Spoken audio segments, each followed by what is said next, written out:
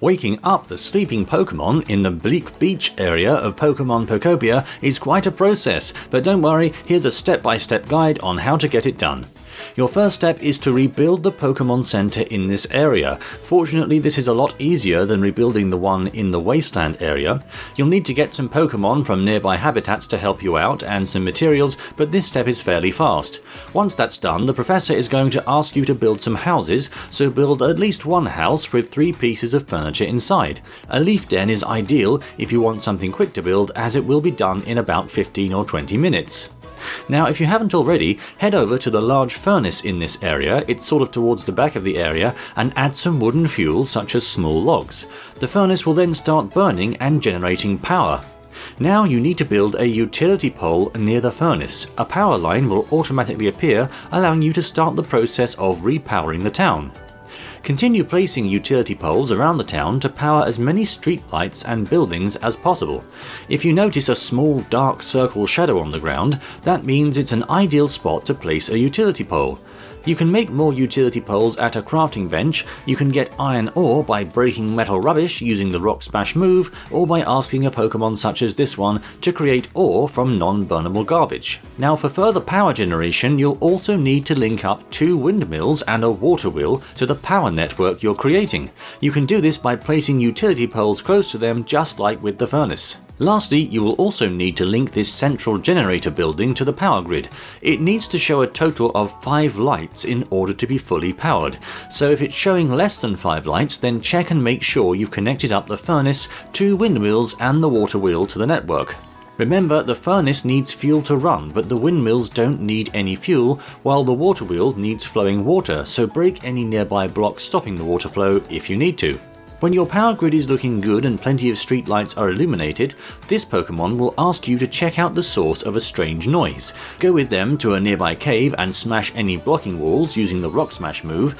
Inside you will find a sleeping moss-covered Pokémon who you'll need to wake in order to complete this region of the game. So go back to the professor, who will ask you to bring them to the sleeping Pokémon, smash all of the stone walls to allow the professor to enter, then the quest will officially start, and your next stop is to talk to this Pokémon, who will ask you to light up some streetlights. However, this should already be done if you've been following along, but if not, check back earlier in the video and be sure all 4 generators are working and connected to your power grid across the town. With that done, return to the professor and speak to the sleeping Pokémon, which will cause 3 flowers to bloom on their head. This should be worth 80 out of a possible 100 points. Next, head back into the town and look for this Pokémon, who has a quest for you. You'll need to make a resort meal prep habitat by placing any seat, a campfire and some plated food next to a large palm tree.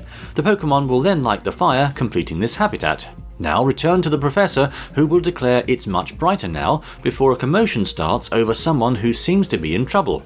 Head over there and you will find a famous but weak Pokémon who can't generate electricity anymore. Now you will need to head to the Pokémon Center area, where you will find a camouflaged Pokémon. Talk to them to learn the camouflage move, then show them your move by camouflaging as a nearby object and talking to them, completing this quest. Next, you'll be asked by this Pokémon to go swimming with them, but you don't know how to do that yet, so you'll want to create a tropical seaside habitat by placing 4 healthy hedges next to a palm tree. You can use the tiller move on a healthy hedge bush to dig it up and place it somewhere else, so go ahead and put 4 bushes next to the tree in the Pokémon Center area like this. Come back a bit later and a large Pokémon will appear and offer to teach you how to swim with the surf move.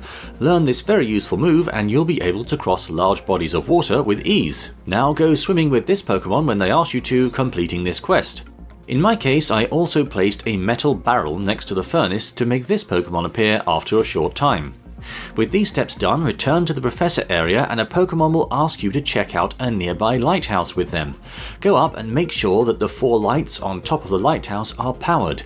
You can do this by placing utility poles on the blocks with the small dark circles as you climb up, and be sure that the utility poles are connected to a generator, such as the nearby water wheel.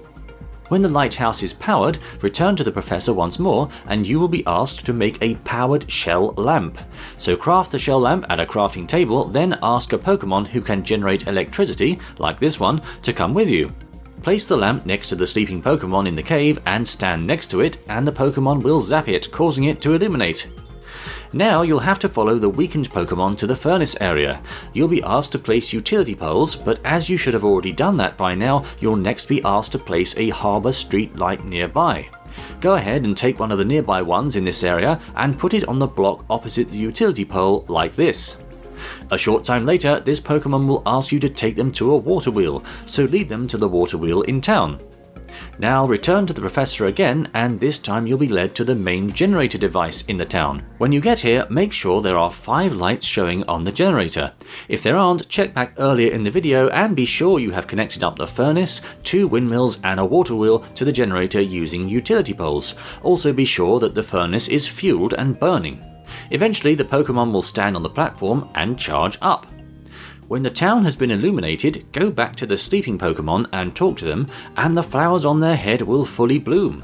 In a cutscene that follows, a huge lightning bolt will strike the cave, destroying many of the blocks and zapping the Pokemon in the process. Now you will need to climb up and talk to the large Pokemon who has just appeared.